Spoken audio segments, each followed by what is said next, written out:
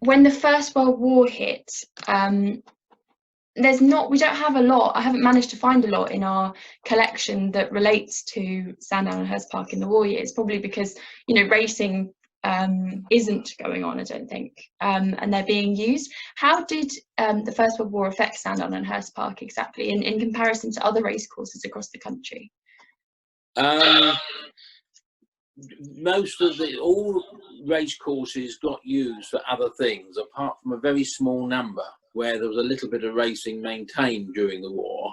The First World War probably affected things at home less, but racecourses did provide a place both for troops to be stationed, prisoner of war camps, transport depots and so forth. And Sandown Park throughout the Second World War was used by the United States Air Force as a station, or Sandown rather I should say, was used as a Guards Division depot, and Hurst Park was used for the USA Air Force as well as a mobilisation area for the Territorial Army. And Hurst Park held its last meeting in May 1915, which was about 9 months after the war started, and then reopened in May 1919. Sandown followed a similar pattern, and they did open a little bit earlier in 1918, just before the war finished. The Second World War probably had a more devastating effect, and Sandown didn't reopen until well into 1946, mainly because of the needing to repair and so forth, damage to the course and to the buildings that have been caused by its occupation by the military. I thought that somewhere I read about vegetables and things being grown there and the land being used for the land army's kind of efforts as well. Is that true? It's certainly true that racecourses were used for vegetables and so forth, and planting of crops. I think it's probably not Sandown and Kempton in that instance, or Sandown and Hurst Park in that instance. It's some of the courses more out in the rural areas where you see them being used for agriculture. Was war a massive detriment to both of the race courses, or was it kind of just a pause in their activity? Did they find it easy to pick up afterwards? Compared to some, yes. The dates that I sort of quoted earlier about the closing and the first meetings after the war suggest they didn't have a huge amount of war damage to put right.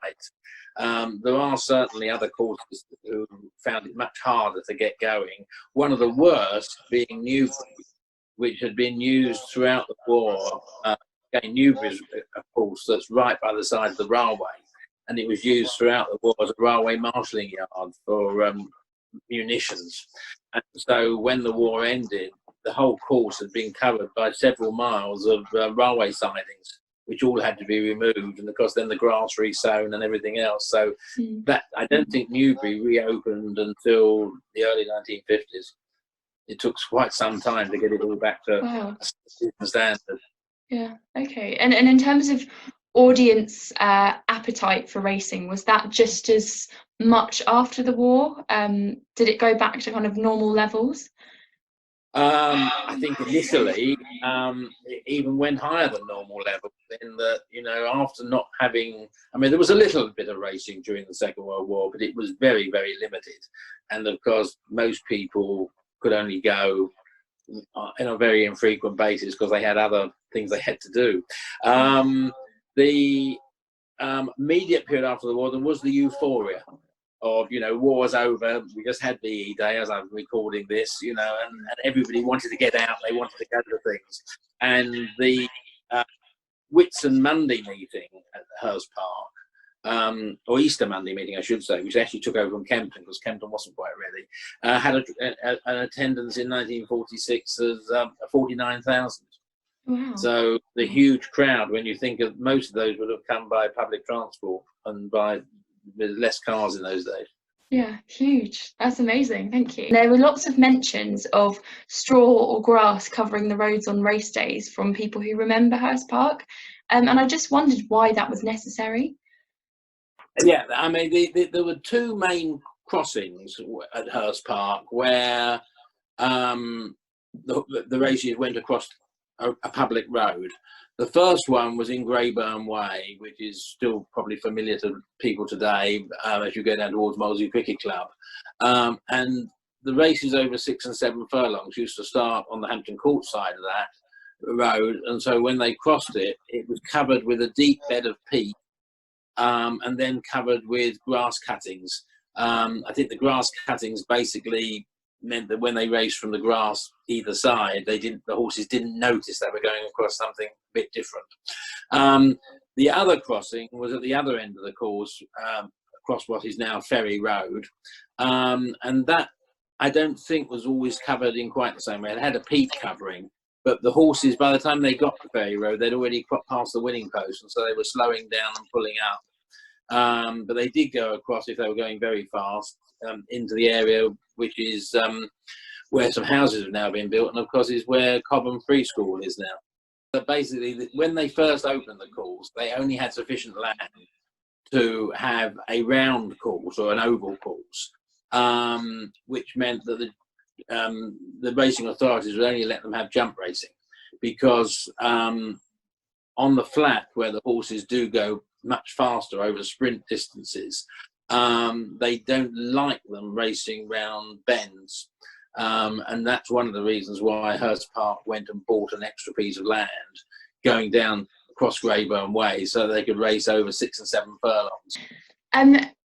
Moving on to the kind of audiences of racecourses, I read a lot about the differences in the ways that men and women were treated at each of these clubs, and that women only had particular abilities to train and things like that in the later stages in the jockey club. When did men and women become totally equal at both racecourses, and what were the differences before that in the way that they were treated? Well, I referred briefly earlier to the fact that the actual club enclosure at Hurst Park and Sandown, both of them were the same, had a men's only membership, but women could be invited in by the members. As far as racehorse training is concerned and racehorse ownership, there were some very wealthy women who had racehorses, but they used to run them under pseudonyms. And one of the well-known ones that would be familiar to people is Lily Langtry, who was a favourite of Prince Edward before he became King Edward VII. That's it, yeah, Edward VII. And she raced her name, she was nicknamed, of course, by the press, the Jersey Lily, and she used to race her horses under the name of Mr. Jersey. So it sounded as though it was a man, not a woman, who owned them, but of course it was. And there were several other examples like that. The issue about trainers holding licenses became much more protracted, and it wasn't until the 1960s, in fact 4 years after Hurst Park closed, that a woman in Sussex called Florence Nagel, who had trained horses for many years, decided to take the Jockey Club to court, and eventually got a ruling in the Court of Appeal that basically said women should train racehorses in their own right. And up until then, Mrs. Nagel had to have her licence to train held by her head lad, which of course is nonsense, because the trainer is responsible, but the head lad, who was just an employee of the yard, had to have his name on the licence. So it was a real subterfuge to get around the rules. That's really interesting, thank you. It is fascinating when you talk about pseudonyms and the different ways in which people found loopholes to get around all of this.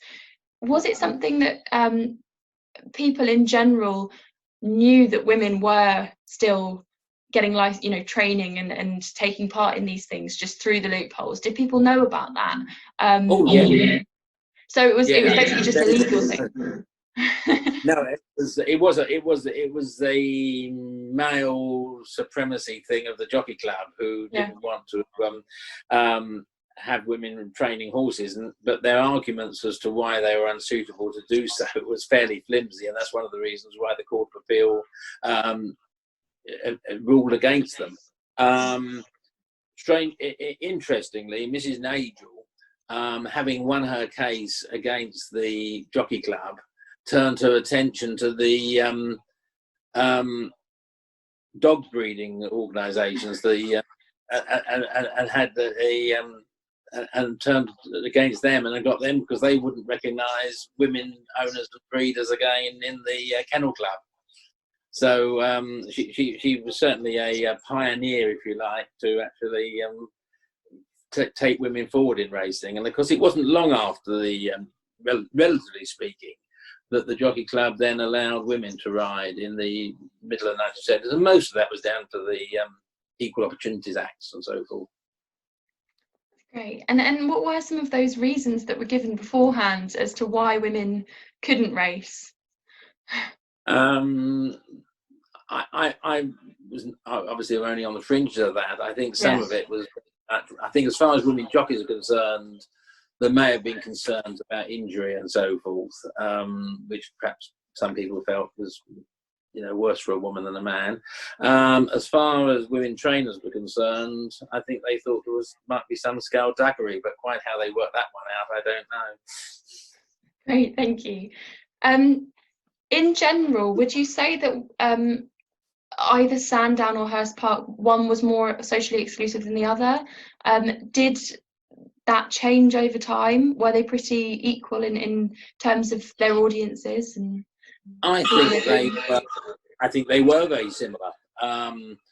People who went racing at whatever level, in terms of society, would have gone to Sandown and Kempton, and the other courses from London. London was a very big population, so if you were interested in racing, it was easy to get to Sandown, it was easy to get to Hurst Park, and so forth. So I don't think they were that different, and in fact Sandown continued their exclusivity of their enclosure through until the late 1960s, early 1970s, whereas Hurst Park had started to relax theirs not long